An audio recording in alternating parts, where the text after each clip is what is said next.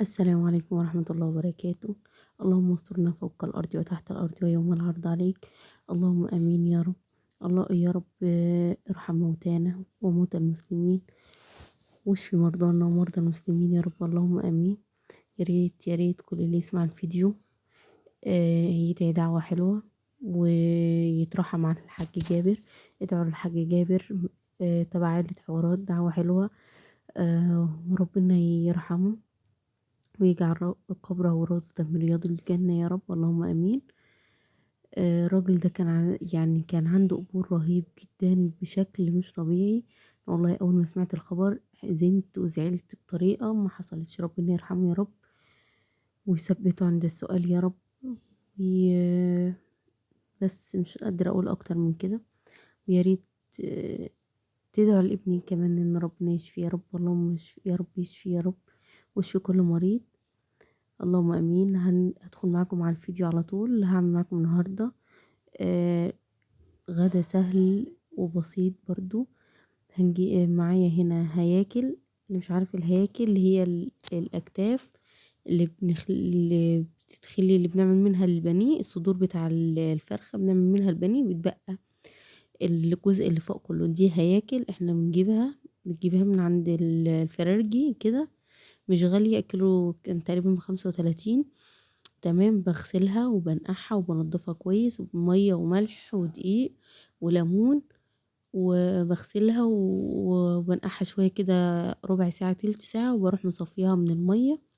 تمام. وبروح حطها في صينية، وبعدين برش عليها ملح وكمون وفلفل، وكون مقطعة البطاطس زي ما انت شفتها معايا كده في الفيديو، حلقات، وبصل وفلفل. انا ما كانش عندي فلفل فقطعت، كانش عندي الا قرن واحد فقطعته، و... وتوم متقطع ده كله شرايح، وطماطم انا حاطه مع الطماطم في الخلاط، بابريكا وملح وفلفل اسود وكمون، وهي قبل مفرومه ومفرومه في الخلاط، وبرش عليها زي ما انتوا شايفين في الفيديو كده. تمام. دي تاني صينيه، انا عملت صينيتين. بحط الفراخ في الارضيه وبرش ملح وكمون. لو عايزه ترشي شويه صلصه على الفراخ برضو بترشي. جربوها بالطريقة دي هتعجبكم وتبقى جميلة وطعمها حلو. البصل والفلفل، وبعدين بنزل بالبطاطس. تمام. متنسوش تشتركوا في القناة وتفعلوا زر الجرس. يا ريت يا ريت كل اللي يشوف الفيديو يشترك في القناة. هنا مقطع الطماطم على فكرة بيدي طعم حلو قوي، شرايح وبقطعه. تمام. وبرش على الوش وبروح مدخلها الفرن. اول ما بتستوي بحوش الورق الفويل او الغطا اللي انت مغطياها بيه عشان تاخد وش. عملت معاكم رز ابيض بس مرضتش اصوره عشان صورته معاكم قبل كده. هنا هعمل ملوخية. كنت هعمل الطشة وقلت لأ، رحت عاملة الشوربة. شوربة حطت فيها وظبطت ملحها، واحدة مرقة ماجي واحدة ماجي. وهنا الملوخية كنت بخرطها، ملوخية خضرة. الغدا بسيط جدا وسهل ومش مكلف خالص. جربيه بنفس الطريقة هيعجبك. هنا بقى حطيت الملوخية بعد ما خرطتها، حطيت الشوربة بص البطاطس تحفة جميلة.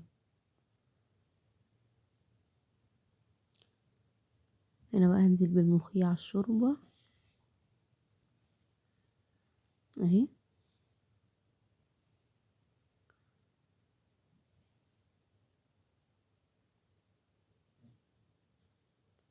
اقلبها. بصوا انت هتلاقوا على وشها رغاوي، هي كانت عايزة تنشف كويس من المية، بس انا مصبرتش، ما كانش عندي وقت يعني.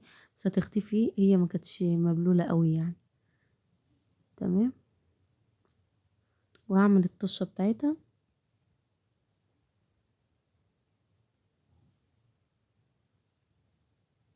توم دقاه وشوية زيت، واول ما ياخدوا لون معايا هروح نازلة بيهم على الملوخية.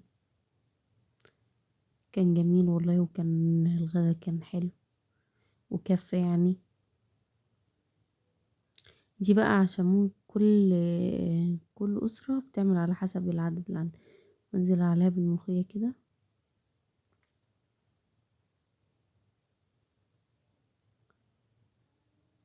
بس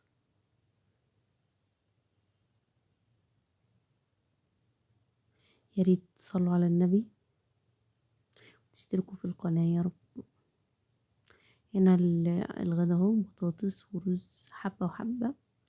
عملته معاكم قبل كده في القناة، ما شاء الله اللهم بارك.